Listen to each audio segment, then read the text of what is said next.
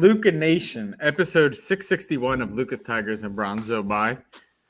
We love you guys. Thank you all for listening, for subscribing, for liking our show, for leaving comments, whether you agree or disagree.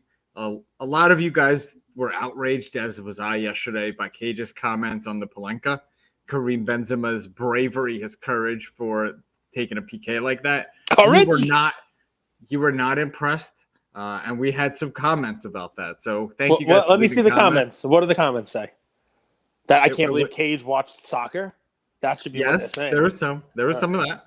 That should definitely be what the comments say, because I watched again today. They congratulated us on a PWCC sponsorship. They love hearing your silky voice as the new intro. Nice. That's good.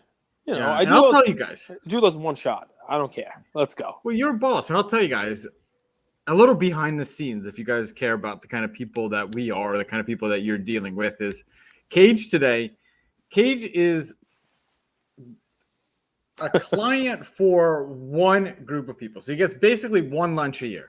One lunch a year where he's pampered. He's taking care of usually he's taking care of people, his kids, his wife, you guys, the show, making people laugh on the internet. But one time a year, he's the client and he gets taken out.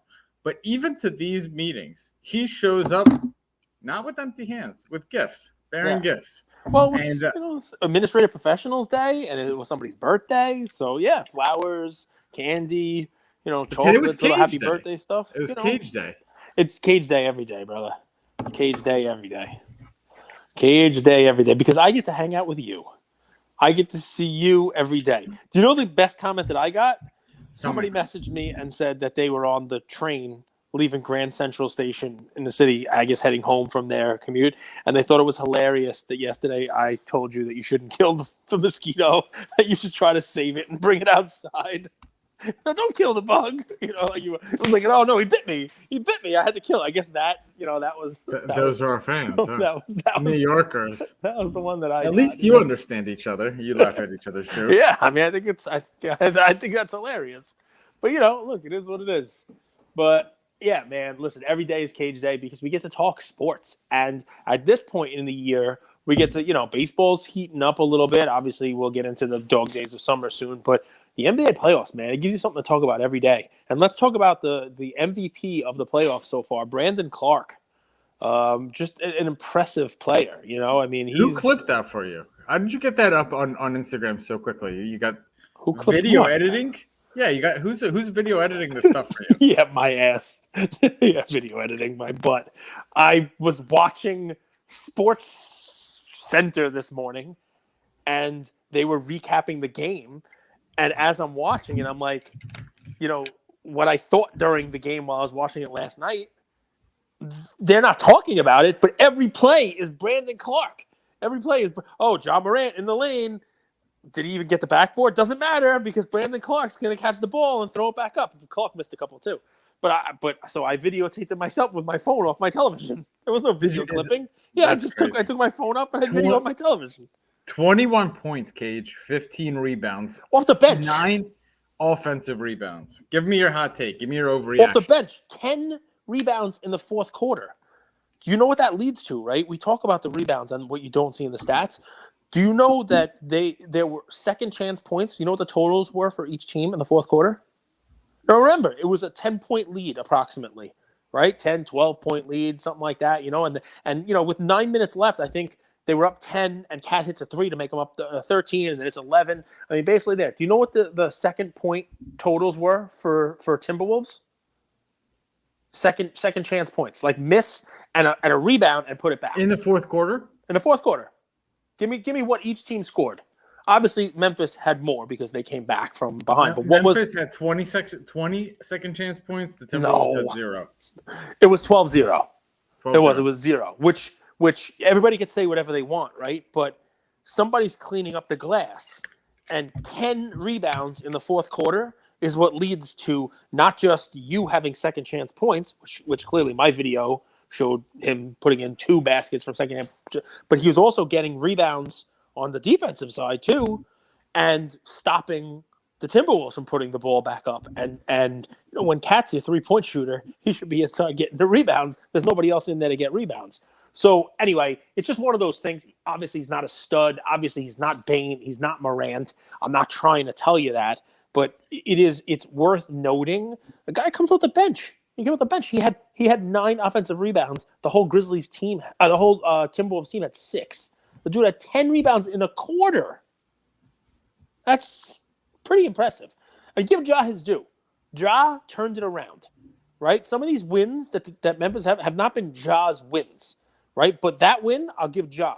Because for 3 quarters, Memphis was terrible, and he was terrible. Leading up to that dunk, look at his stats. Split that game up into 2 parts. That dunk ignited him. It ignited his team. It got them back into it. It got the fans into it. That dunk, by the way, I'm pretty sure that cut the lead from 13 to 11. Right. So it wasn't like, it was like, oh, wow, what a great dunk. Who cares? You're down by 11 points. But the team rallied around it, including Bane and including, Anderson and including, what's his name? Dylan Brooks. They rallied as a team. But Minnesota, again, they just collapsed. And this series, if Memphis gets out of it, yes, Ja had a great dunk. And yes, Ja, I think, scored the last 13 points. I saw one of the most ridiculous stats. It's like the most points scored to end a playoff game under the age of 22. And I'm like, while, hopping on my left foot and, touching my nose. It was like, since LeBron scored 25, to end the game. He scored like the last 25 points. So, if Memphis gets out of this series, which, they're up 3-2. We'll see what happens in Game 6. You'd like to think they'll close it out, but they're on the road. It's going to be less because they went out there and played winning basketball and more because Minnesota let those games get away. Better coached teams, better led teams do not allow those kind of collapses. And this has been a series of collapses on both sides. Both of these teams have had, multiple. When we were recording yesterday, it was 16-3 and then it was 16-16, 10-point swings in any direction. How much of that is to be expected with young teams? It is. And guys, listen, let's take the other side of the equation, right? So I think Ja has progressed this year from last year. And if you go back to our episodes from before the season, I said Ja was a buy. Why I'm coming out with Ja commentary now, not Ja hatred, although, you guys could come after me, whatever you like. It's not Ja. It's because Ja, his prices are significantly higher than they were when we talked about him to lead into the season, when he was, I think, a buy, and when he was being disrespected when you compare his prices to a Zion or a Luka, right? Now he's no longer being disrespected. As a matter of fact, I think if you look at the game that he's putting out there right now, he's getting a little bit too much respect. And that's all I'm trying to say. Now, a dunk like that, by the way, if you watch any sports highlight shows, that is the only thing they were talking about. It led off every show. Didn't matter what else happened last night. It made no difference that Kevin Durant was in some sort of a Twitter beef with somebody. I don't even know who. Was it Barkley, maybe? Yeah, Charles Barkley. He was battling with Charles Barkley, saying Barkley, should shut up and not say anything bad about him because he was Barkley had to go and join Houston to win the championship. It doesn't matter. Ja's dunk. Kevin Durant's missing the point there in that Twitter beef, by the way. We can talk about that Twitter beef in a second, but Ja's dunk was all people. That's the best dunk.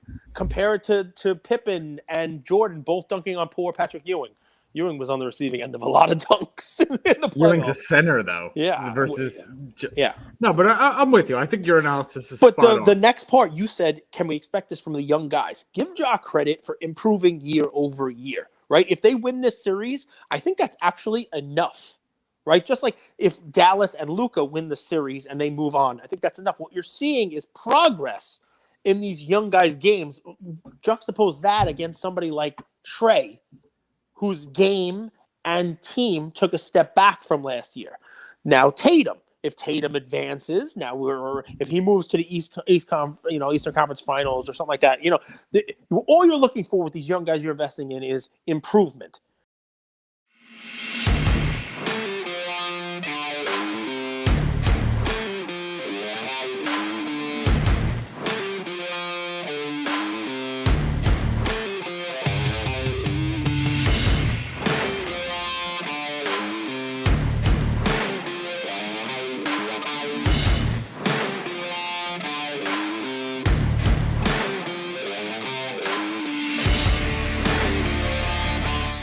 Now, you want Luka to continue to improve. Ja has already improved. Edwards, even if he loses, right, that's an improvement from last year. The team made the playoffs. They were a 7 seed and gave a 2 seed some run, right? He showed that he can score in the playoffs. That's impressive. But what you expect from young teams is what you're getting. As great as Edwards' 3-point shot was, which just an amazing play, right? Coming out of the. Did you see the play? I mean, I wrote it and you wrote it like at the same time. I thought they were gonna foul him. Yeah, The play was so good that they didn't give him a chance to foul Edwards before taking the 3. Because they had enough time that the inbound, you expect that guy to shoot. I forget who it was who got it. It wasn't Russell. I forget who it was, but he passed it across court to Edwards. Edwards, great shot. But as good as that was, the inbound to Ja, Edwards was guarding him. I know. I don't know why he went for the steal. He gambled for the steal. I mean, look, it would have been great if he got it and went in for a dunk, and then we talk about it differently. But I'm not sure he had a chance at getting it. I don't think he did either. But that's a learning experience, right? And hopefully Edwards learns, next year. Look, who knows what happens in that series? I'm just assuming now Grizzlies took a lead. If the Grizzlies go on to win, I've seen what you need to see if you're an investor in both of those guys, right? They've both kind of progressed. You got to give Grizzlies a little credit for being so gritty. Like the Timberwolves team's a little annoying, don't you think? Yeah, they both are. This is not a team you would really like to face in the first round, like the Hawks, right? Like they didn't really have much fight to them. Nope. Is that fair to say? Yeah. This Timberwolves team, they're a 7th seed, and they're fighting, man. They're annoying. They're tenacious. They're talking trash. They're diving for balls. Like, this is not who you want to see the first round. I think the Grizzlies are a really dangerous wild card going through the West. A West that's kind of beat up. You can't say any of the teams remaining in the West are super 100%. Even the Warriors. I mean, Klay's not 100%. Yeah, 100%. Listen, I'll give those guys credit. I want to give credit where credit is due, right? We give credit to Tatum and that Boston lineup. Let's give some credit to Chris Paul for the game that he played last night, too. Chris Paul. Dude was winded. What's that young kid's name who's guarding him that they have? What's his name? Jose Alvarado. Alvarado, right? Alvarado. I mean, talk about playing crazy defense. You could see at the end of the half, Paul had a great half. He had a great game. But he was winded. It's tiring. He's 37. You could tell that it's wearing on him. But he went out there and he's the clear-cut star. You say whatever you want about Devin Booker, right? He's got to put the team on his shoulders, and he did. You got to give him some credit for that. You're not going to give Mikal Bridges any love. Mikal Bridges was great. I was just getting right there before I. How did the Sixers pass on him? How did they draft him? A lot of teams passed. Well, you're right. They did at least drafted him, but a lot of teams passed. But he played 10 minutes down the street. You know what it is? We've talked about players like Draymond, who can guard any position. Mikal Bridges can guard anyone, and he did. Tough. And he did guard people last night. He got the longest arms I've seen in a long time. Well, at the same time, Well, at the same time, also scoring. It's one thing to play defense and not have to play offense. But Bridges stepped up. I mean, the Suns. He's Clay-like, no? Yeah, Clay's more of a pure shooter, I think, than Bridges. Bridges has a good shot, but Bridges is just like an all-around. He's more like a Swiss Army knife. You know what I mean? Plays the defense, he's better than average at almost everything. But I wouldn't say he's an elite shooter. Clay is an elite shooter. Facts. But I mean, talk about a great piece to add to a team that has a Booker and has an Ayton inside and has a Chris Paul. I mean, if Bridges is your 4th option and he could play lockdown defense, and you can have him playing defense on the other team's best player, whether it's Brandon Ingram at the time or CJ McCollum. He's got a height advantage on McCollum. He was giving McCollum fits, blocking shots and going crazy. Give him some credit. Give the Suns a little bit of credit because 2-2, with Chris Paul looking winded and not turning on the offense for a couple games there, Booker being injured, it would have been easy for them to go the KD route and just put your head between your legs and, use whatever excuses out there. We were expecting Ben Simmons to be playing, so we're just going to, pack it in and leave. The Suns could have done that. And they did not, and they were not. Let's talk about Simmons for a sec. Shoot. So, I'm curious, Cage. Have you ever, as a competitor, it's really difficult to look at Simmons in the face, right? But then as a person, you also realize that you don't really know what someone's going through, right? Like you've had those friends who, you know, probably grossing, making 250, 300,000, driving a beautiful car, beautiful wife, 3 kids.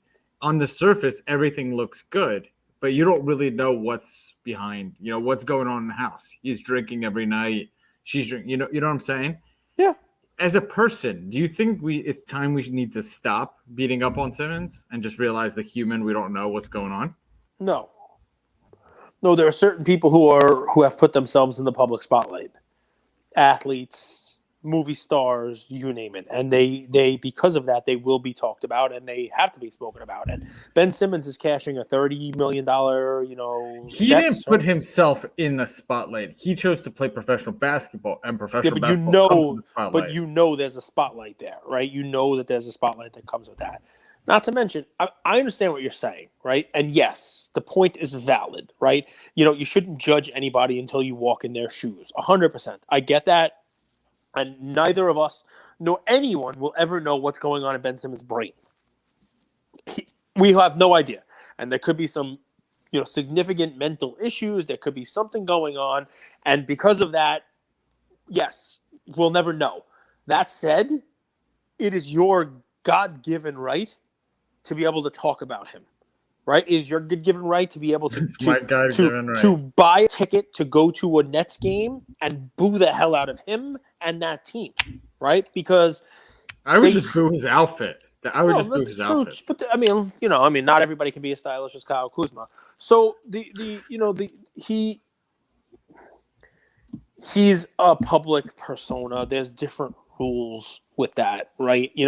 We have to talk about it. We have to say he's soft. We have to say he should be playing. We have to say that he stole game checks, because we'll never know, right? You'll never know, right? I mean, Will Smith is in the public eye, right? And everybody is now, keep my wife's name out your mouth, right? And then, is Chris Rock supposed to know about alopecia? Like, you don't know. And if you don't know, now you know, Goldberg. So anyway, Suns, awesome. I still think that's a great series. I mean, you want to talk about scrappy, I give the Pelicans, a lot of credit. They gave him a game. Who I give no credit to is Nate McMillan. How somebody can go from coach of the year to, not being able to set up a legitimate play to give your team a chance at a 3-pointer at the end of the game, down 3. They came back, man, and they were getting blitzed the entire game. Like, I remember we were texting with our group, and you're like, "What do you think about? You still think this is going to win? What do you think about the Grizzlies? What do you think about Ja?" And I'm like, "I'm not watching it right now because, believe it or not, I want to watch the fourth quarter of the Hawks." And they kind of pulled themselves back into it. DeAndre Hunter had just a game that, had they won and moved on, people would be talking about today. I mean, Hunter looks like the lottery pick that they thought they were getting there. He looks legit, but it doesn't matter because it was in a game where they were eliminated, so nobody's going to talk about it. But what I do want to talk about is coaching's a huge thing. And if the Bucks win, it's in spite of Coach Butthole. Steve Nash looked lost at times coaching the Nets, as great of a player as he is. Neither coach for the Grizzlies or Minnesota seems to be doing anything. Right? They don't. Otherwise, you wouldn't have those runs. You'd be having more timely timeouts, and you'd figure out a way to stop some of those runs. But Nate McMillan, man, as good of a play as Minnesota ran, that may have been for the Hawks. That may have been the worst game-ending attempt, because it wasn't even an attempt, at a 3-point that I've ever seen in my life. And I watched a lot of basketball. That was bad. And maybe it's your talent, but you got Trae Young out there. He should be able to get a 3-point shot out from anywhere on the court. But that's like the issue. You say, he dribbles up and shoots. But in a set, you're exposing one of Trae's weaknesses. Who's that on? Is that coach, player, or GM? You have to, as a coach, find a way to get one of your players a shot there. You have a timeout. You have you have to have a play. It's like a 2-point conversion, right? You've practiced it. They've practiced some point during the year. What's our play when we need a 3 at the end of the game? Like, if you're not going to practice that, you might as well practice nothing. Playoffs, We're talking about practice. We're talking about I'll practice. tell you guys, Trey's future is going to be contingent on can he learn to play catch and shoot basketball? Can he play off the ball? Because if he can't, he doesn't have the physical assets to beat good teams. He just doesn't. He's too small. So, I mean, I wish Trey nothing but the success, but I know you hate the comparison, but what you're saying right now at this phase of his career is exactly what was being said about Curry. He was a catch and shoot, but the size. Curry had no shoulders. He had no size. He was getting banged around. He's missing games, actually, because the grind was... He hurt his ankles. But so also, look at the size. Just, I mean, look at what Curry looks like in the 09, 2010. A little, but he was diminutive, right? Trey, for all of his lack of size, has been remarkably durable. I mean, he doesn't really miss time. You know, he plays the games. But I think what I'm saying is exactly what you're saying too. He has to evolve, not just from a skill set, but from a body. He has to also get bigger. In the offseason, you'd like to see Trey come back and put on some size, muscle, you know what I mean? Build himself up a little bit. But also, yes, you'd like to have him more of a shooting guard. You'd like to have him catch the ball and shoot, because that's a huge glaring deficiency for that team.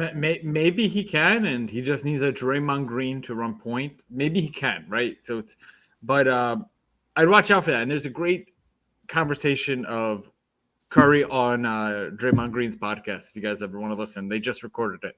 They talk a little bit about Curry's ankle injuries and how so in like 2014, I think it was, he got a few of these like nagging ankle injuries.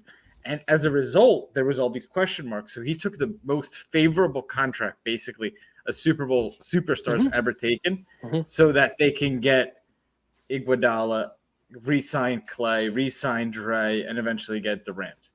But I'm not even talking about 14. I mean, that's like his fifth season in. I'm talking about his second, third season. He wasn't a stud. He wasn't a guaranteed, right? He was out of Davidson. He was, obviously people know who he was because he was Del Curry's son. But he was tiny, dude. And you look at him a couple years into the league, as opposed to $3 million a year, KG. They were talking about that, but they were talking about that during the game. And they were talking about exactly this. In the last game, they were talking about not just his contract, but how when he came in the league, somebody, I forget, it was Doris Burke maybe. I forget who it was who was doing the best, game. isn't she? She's very good. They were talking about his shoulders. They were talking about, look at him now. Look what he looks like. Look at him. He didn't look like that when he came in the league. Like exactly what I'm talking about. They were actually mentioning during the game. I watched the games. So, yeah, that. And so Hawks disappointment. I think tonight you got 2-3-1s, and both of them get closed out. I think the Bucks, take it to it. Both of the home teams win tonight. I think the Bulls mailed it in. Well, Levine got COVID, and then Caruso's not playing. You got the Bucks, and then 3-1 on the other side of the table, right? You have Warriors. Who is the Warriors Nuggets, right? So I think the Warriors handle their business at home. I think you get 2 Game 5 closeouts here. So it would surprise me if either of the favorites here lost at home. All right, what else? What other sports? Baseball, man. Anthony Rizzo. What a start that dude has. I mean, the Yankees signed him. You don't know who's playing where. Gleyber Torres doesn't have a position. They didn't know who's going to be first base. Last year, Luke Voigt was their first baseman, and they traded him. Dude had 3 home runs yesterday. Dude, you're always complaining. You guys have the best fucking team, man. I'm looking at your lineup. It's such a joke.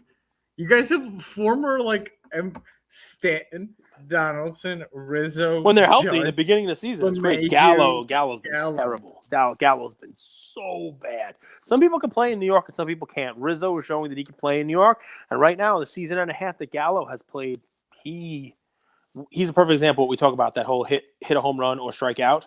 But right now, there's been a lot more striking out. That was always his game. Yep, but he hasn't been hitting home runs. 8 home runs for Rizzo in Yeah, well, he had 3 yesterday in one game.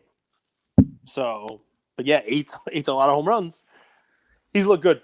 And they signed him 2-year deal, so he's a Yankee first baseman this year and next. So, that's good to see. Judge had a home run also. Severino looked good. He gave up a crappy home run to Santander. Are you playing around with any modern baseball cards? Let's see. No, because Bowman prospecting is just something that I never got into because I don't have the patience for it. You know what I mean? Like buying a guy and waiting 3 years, 4 years. I bought a Soto Heritage PSA 10 at Mint Collective, and Ian traded it at the trade night at the East Coast National. I had a Volpe Prism Auto out of 49 that Ian sold. You know, the modern baseball stuff, I don't really, I don't really. It's not your thing. No, because you have like the Bowman Chrome stuff, you have to really get in it early. I like it, for Topps rookies. Once somebody's already in the league, that's when I'll jump in. You know what I mean? Like I'll buy the Tatis stuff, the rookie cards. I don't love. Do you think, Cage? Do you think that so I've noticed a little less volatility and a little less movement. Jordan Poole cards aside, like one-offs aside, in modern. And do you think it's because people were a little bit burned with base? You think it had something to do with it? People don't want to go back to the well again? Yeah. Yeah, 100%. People are afraid that there's going to be, that they won't move, right? These commodity cards, you name it. People are afraid that that it's almost an uninvestable thing. But if you pick the right one, right, the base and the silver of Jordan Poole or Tyrese Maxey, people who have, success, they've improved, they have playoff success, those cards are viable.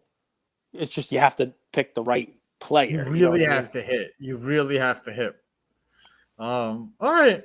Look, I'd be curious. Remember we were buying Brandon Clark base cards for $1 and grading them, and as great as he's been, I can't even imagine what a Brandon Clark PSA 9 sells for now. The base, what is it? $6? A PSA 10 is 15, Cage. A PSA 10 Brandon Clark is $15-$20 last time I checked. I laugh because it was actually one of my plays, and I like Brandon Clark's.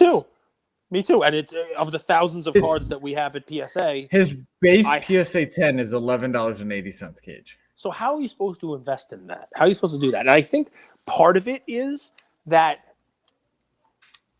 I've talked about this, right? The continuity of cards, right? It's a scary proposition now, right? Like you want to invest in the Topps rookie, the Topps flagship rookie of somebody, right? Like, let me get the PSA 10 Tatis. Let me get a PSA 10 of Soto. Let me get a PSA 10 because the Topps rookie of Don Mattingly was what you wanted, or the Topps rookie of Mike Trout for his update is what you wanted, right? And all that other fun stuff. But now, if a rookie comes out, are you grading Lewis Roberts rookies? I mean, even a PSA 10 of that in paper is $10, $30, right? Are you grading who's the big rookie? Ronder? I guess you could put for $50, you better get a 10. You get a 9, you're losing money. So it's crazy stuff. I mean, even the base of Edwards, who's the main guy, like his Prism base is a $250 card, $230 card. So it does become quite uninvestable. What else you got for me before we go and watch these closeout games? Yeah, I mean, listen, it's an interesting thing, right? Does baseball suffer from not having a quote like Prism, RPA, like National Treasure, those kind of things? Do we know which Topps card, Dynasty, whatever? Do we know which one is supposed to be the collectible RPA? Is that part of the reason why baseball is a little bit different? Is it also that? I mean, let's be honest. If I'm allowed, okay? Please. A lot of what's fueled this is not Michael Saylor, right? It's not people who climb a ladder, right? It's people who don't care about ladders. It's people who wanted to flip, people who wanted a quick, and those people have no attention span. So likely they like basketball clips. Likely they're people who didn't watch the game last night and know that Memphis won and Ja had a crazy dunk. They don't know that Memphis was down 13 points with 9 minutes left. They just saw a clip, they saw a dunk, and they like Ja. You don't have that with baseball. So I have a feeling part of what is maybe problematic with baseball is that the blood that came in, right? The new blood that came into the hobby over the last 2 years, they focused on those clippable pieces. They focused on basketball. Like because, whoa, hey now, did somebody just crash into your house there? Yeah, Florida, they love loud cars and loud bikes. I don't get it. Damn, man. So, but I mean, a lot of these people, I don't see folks saying, "Hey, I got this great RPA of blah." You know what I mean? Like, there's just not as many collectors of baseball. So I think maybe that's part of what the issue is. People they'd rather buy and flip They don't even want to watch a baseball game. So if they're not watching the games, bro, they're not investing in the cards. And part of the reason when modern NBA was doing its thing, people made so much money, they eventually moved to Tatis, Acuna, Soto. I truly believe that F1 money, NBA money, maybe a little NFL money. I think normally soccer is boring. I'm really interested to see if those short, those flippers or short attention span people, how they behave when the World Cup comes around. Because I think World Cup is a really fun speculative sport that, and just the whole demand of soccer over the last 2-3 years.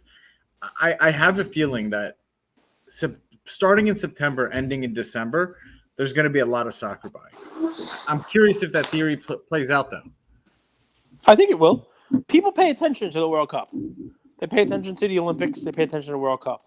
You know what I mean? There's nothing in November. That's the cool thing too. With like, yeah, you have a little bit of football, you have a little bit of basketball starting up, but like nothing really competing for the attention. Yeah. I mean, listen, I think soccer, people are already starting to buy in anticipation of it. So, there is that. And there are definitely more soccer collectors now than there were. People are buying soccer. I just don't even know who the hell to buy. So I just stick to like Pele. So it's easy. I don't have to rack my brain too much. 207 days. November 21st is the kickoff. There we go. So let's see. So we've covered the basketball stuff. We've covered a little bit of baseball. Anything else? Oh, you want to talk about the Durant-Barkley take? Sure. I mean, I think Durant misses the point where Barkley says the bus driver. It's a different level of pressure, and people out there who listen to our show know this.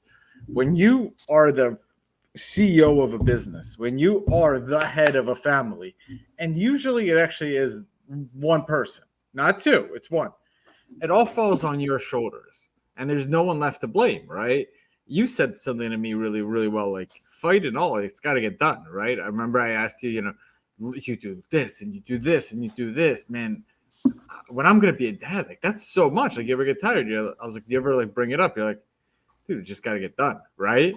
Yeah. So whether your employees are entitled or not, you got to get it done. You got to get it done. It falls on your shoulder, and I think that's what Durant misses. Because even when he was in OKC, Westbrook is the alpha. We know that. We see it. It's such a weird dynamic when the alpha is significantly worse as a player than the beta, who's maybe a generational talent, right? It's it fucks shit up. It doesn't work. Yeah. I mean, listen, what he should have been complaining about is not when Barkley went to Houston. It was when Barkley left the Sixers because he wanted to get out of the East because he knew he would never get out of the East with Jordan there.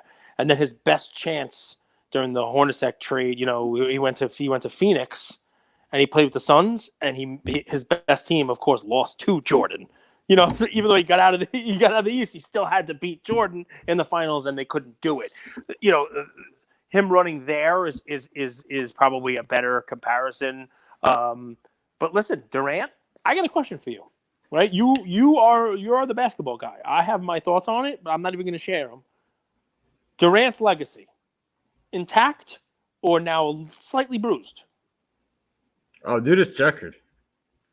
But it's definitely checkered. History's so fascinating, man, because you never really know what people remember, right? That's the crazy thing. You don't really know what's going to be remembered because there's two legacies. There's the legacy of a generational talent, incredible scorer, someone really who you can't really compare his game to anybody else, No one moves like he does at 7-1. That's like a string bean that could score from anywhere. So there's that. And then there's the other side of it where it's like a guy that always took the easy way out, that shied away from taking on the challenge. And I don't know which one history will remember. I mean, he's the epitome of if you can't beat him, join him, right? I mean, he won a championship. Steph won without him. Steph won with him. But he's so good too that people debate whether when he went to the Warriors, did they win because of him? So the Warriors were a perfect situation for him because you're right, he is good. I'm not going to crap on Kevin Durant's abilities. He clearly is a great player. But I think what Barkley was saying was he didn't have to be the guy in Golden State because they already had a championship. They were coming off of, 70 wins or whatever the hell it was that they had won. And Draymond is outspoken, and they talk, and Clay was there, and Steph is obviously the guy already, right? Kerr. So yeah, Kerr has 11 titles. So Kerr is, people don't even talk about Kerr being the guy there. Like, Kerr is such a leader. Sorry to cut you off. So the what they were able to do there was just let him ball out, let him play, let him use his skills, and he didn't have to also get the most out of the other plays. He didn't have to, quote, drive the bus. He didn't have to be the guy, meshing the team, leading. He could just score. He could just do his thing, and he was an add-on to this. So when you talk about the all-time greats, right, when you talk about the guys who have done it, right, LeBron, sure, when he won, he partnered up with people. But at least when he was with Cleveland and with LA, it was clear it was his team. He was the guy. As good as Anthony Davis was in the bubble championship, no one's ever going to argue that Anthony Davis was the guy. I think I might have done it, but clearly I was just doing it for the lulz. But he's the guy. Kyrie was not the guy in Cleveland. Kevin Love was not the guy. Yes, he had help, but it was LeBron's team. This Nets team, which has now done garbage for 3 years, this Nets team is Durant's team. And he couldn't do what LeBron did when he won with Kyrie as his additional piece, right? And I think the reason for that is, if you think about it, I don't know whether LeBron or Jordan or Draymond Green, Steve Kerr, these guys who have won, I don't know if they would have put up with Kyrie's bullshit. I think that's a lot of it. And Durant has no choice because Durant has no spine. And I don't think he's going to step to Kyrie. I don't think he's going to say anything about how before this year, forget about just, COVID and the vaccines and the like. Oh, I'm not traveling because I got a birthday party to go to. Remember that garbage with Kyrie? Durant didn't say anything. Yeah, Durant didn't say anything. So and that we talked about this, how the Nets were in a state of disarray because one day you had him, one day you didn't. Then there's a trade. There's all this nonsense going around the organization. I'm not talking about vaccines, no vaccines. I don't care. That's not the point. The point is that Kyrie brought a clown show for the majority of the season. They didn't play together. And on top of that you had this Harden bullshit. I put the blame for a lot of that squarely at the feet of Kevin Durant because he wasn't the leader, right? He wasn't driving the bus. He needs to be on something where someone else is driving and he can sit in the passenger seat. He can sit shotgun and just do his thing and score and be there to score. So and that's dominate when he sits shotgun. His shotgun, his playlists from shotgun are incredible. Did you see? I mean, look, the game was over. It didn't make a difference. You see that last shot that he hit, the one foot, one leg 3-pointer. Even Marcus Smart was looking at him like, holy shit, how the hell did that even go in? Right? But so he's supremely talented. But the GOATs, the people who he will be compared to, those top 10 guys in the league, Magic Johnson, yeah, he had great players on his team, but it was his team. He led that team. Larry Bird, great players on his team. It was Bird's team. Shaq, right? Shaq. It was Shaq's team. Kobe, after Shaq was gone, clearly no one is ever going to say, Kobe would kick everybody off the bus and say, I'm driving it myself. I don't even need you. I'll run you guys over, even my own teammates. You think Kobe would ever let anybody else drive the bus for him? Absolutely not, right? Even Tim Duncan, right? Quiet, but leader, right? Led by example. Are you watching the Magic documentary? No, but I will. I mean, I'll watch all the documentaries. I watch everything when it comes to sports. Can you guys leave a comment? So Jerry West got a little upset about the documentary. I don't have Apple TV. I'm curious what did he get upset about and how do they? He's not being portrayed very favorably.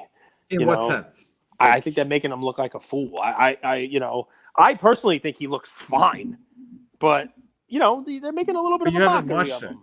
They're making a little mockery of him. No, I've seen some clips because I have been following that. I've been following, like, he came out today and was like, I don't care. I'm not letting this go. I'll take it to the Supreme Court of the United States. Like what? You're gonna sue somebody? I mean, like it's loosely based on fact anyway. You know, I mean, it's one of these things, Yeah, right? and you're kind of sitting pretty, man. You're the logo of the NBA. I don't. So I'm curious, like, if you guys could put in the comments that those of you who have watched it, what have they depicted him as? What did he get kind of like upset about? I'm curious. That's another episode. We'll be back tomorrow. Love you, Luca Nation. Thank you for subscribing. Thank you for liking. We keep hitting record listens both on audio and on YouTube. We very, very much appreciate it. And we're working on some awesome, awesome stuff. Stay tuned. More to come. Thanks, everybody. So thank you all for listening to another episode of Lucas, Tigers, and Bronzo My. I wanted to tell you about a new service that we have starting as of today, and I'm really, really excited to bring it to you guys. So as a part of our partnership with SGC, we got 50 free submissions every single month, and many of you have taken advantage of that. And it's amazing that we could have the opportunity to 650 episodes, 675 episodes in, to go ahead and give back to our community. As people were sending those cards in, they asked, can we send 5, 10, 20 more cards to you guys? We'll pay for it, but we wanted them graded with SGC. You guys know SGC is turning cards around in 13 to 14 business days, have incredible customer service, and their secondary market values are going up day after day after day. And that's exciting for the hobby and exciting for the grading landscape. So we didn't want to just rush into it. We wanted to do it right. And what we did was I relocated here to Boca Raton, Florida. I opened up a P.O. box maybe 5 minutes away from SGC, and I will be hand delivering and hand picking up the cards. So you don't have to worry about anyone else touching your cards. It will be me, and I will update you every step of the way. So here's how it's going to work. I'm going to personally pick up the cards from a P.O. box, prep them, new card saver, new penny sleeve, and deliver them to SGC every single Tuesday. Why Tuesday? Well, it lets the stragglers over the weekend come back through on Monday and gives me a day to prep, and it basically gives SGC the entire week to work on grading those cards. Once your cards pop, only then at the end of the process will you be paying for the service. It's $25 per card, simple as that, and the turnaround times have never been faster. We're hearing right now 13, 14, less than 20 business days. So there it is. 9170 Glades Road, number 135 is the P.O. Box in Boca Raton, Florida, 33434. 9170 Glades Road, number 135, Boca Raton, Florida, 33434. Of course, you could shoot me an email or shoot me a text anytime, and I'm always available. Many of you already have my email. It's iamandrewgoldberg@gmail.com. or my cell phone number, 215-519-9154. Reach out with any questions. I could walk you through the process. I've hopped on the call with quite a few of you, and I'm happy to do that. Love you, Luca Nation.